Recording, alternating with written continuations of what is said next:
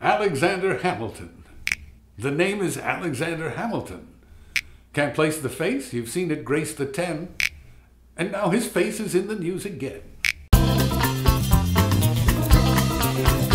Who would have thought Alexander Hamilton, the first United States Secretary of the Treasury, he died in 1804, who would have thought he'd be hot news in 2016?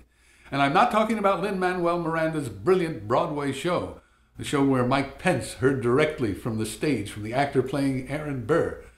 Look, that was pretty cool. Brandon Victor Dixon did not throw away his shot. That was cool. But I'm not talking about the play. I'm talking about the man himself. The actual bastard, orphan, son of a whore and a Scotsman. This guy. Why is he in the news? Well, because people appalled at the prospect of a President Trump, and that prospect gets more appalling with every lying and bullying tweet, every revelation of business conflicts of interests, every embrace of evidence-free conspiracy theories dredged from the fever swamps of InfoWars and Breitbart, every shakedown scheme that amounts to turning the presidency into a profit center for Trump's businesses, in violation of the Constitution, every far-right appointment, every intimidating threat to the media in violation of the Constitution, every gaslighting lie he tells, and from his supporters, every bullying attack and threat by hate groups that love him, every spray-painted swastika, every chant, every taunt from some pathetic loser who suddenly feels authorized and encouraged to make themselves feel bigger and better by making some vulnerable minority feel worse and smaller. People appalled at all that are latching onto an essay Alexander Hamilton wrote in 1788, just a few months before we elected our first president. They are grasping at any straws they think might keep Trump out of the White House. Chief among the straw graspers, Professor Lawrence Lessig, who cites Hamilton's essay in urging the usually faceless electors to rise up and become faithless electors and vote against the people who elected them to elect Donald J. Trump. Well, they won't. Maybe a tiny handful will. Not enough to matter. Not enough to swing the election. Faithless electors have never swung an election in our country's history. All they ever managed to do is swing their way into becoming footnotes in history books. And here's why. Electors are not, as the founders expected, chosen because of their wisdom and knowledge. Although they may well be wise and knowledgeable, they are not chosen for those qualities, but as a reward for party loyalty. So who is Lessig talking to? Republican electors. And what does he expect from them?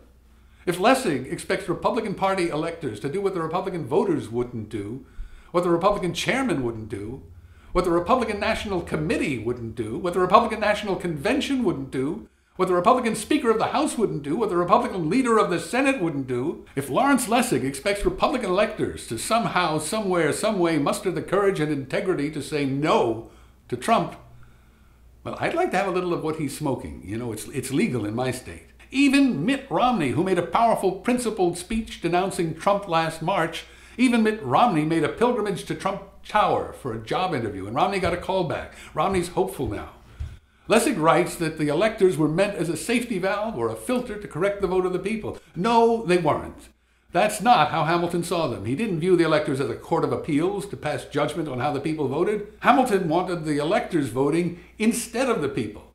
For Hamilton, electors weren't Plan B, they were Plan A. They weren't a safety valve, they were a bypass. Irony alert. Hamilton wanted to isolate the selection of the president from mob passions and pressure. The last thing Hamilton would want is Lawrence Lessig ginning up pressure on the electors. But if that's what you want, Professor, be my guest. But not in Hamilton's name, something Lessig never even considers. Maybe the Republican electors actually want Trump to be president. Sorry, Professor, I like your Creative Commons. I like it a lot. In fact, I'm using this photo of you taken by Robert Scoble through a Creative Commons license. But on the Electoral College, you're wide of the mark. Not only is your plan not going to work, not only is it not at all Hamiltonian, it sets a terrible precedent. It will make our electoral process even uglier than it is. It will turn our elections from a two-stage shout-fest to a three-stage rocket of revulsion. The primaries, the general election, followed by open season on electors as people try to relitigate the election. That was not what Hamilton expected. You're about 200 years too late to begin turning the Electoral College into a deliberative body.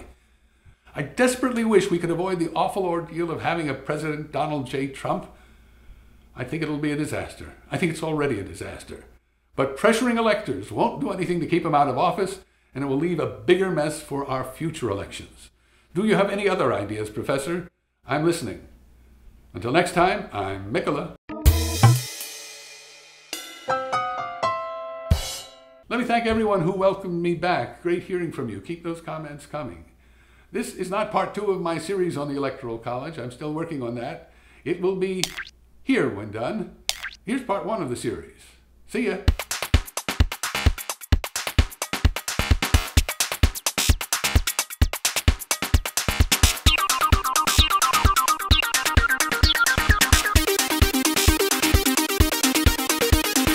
Oh.